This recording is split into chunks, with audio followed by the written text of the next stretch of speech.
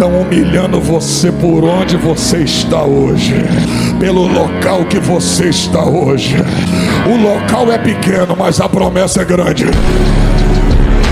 Vou voar aqui hoje. Tem gente que está desprezando você, mas não sabe a promessa que está sobre ti.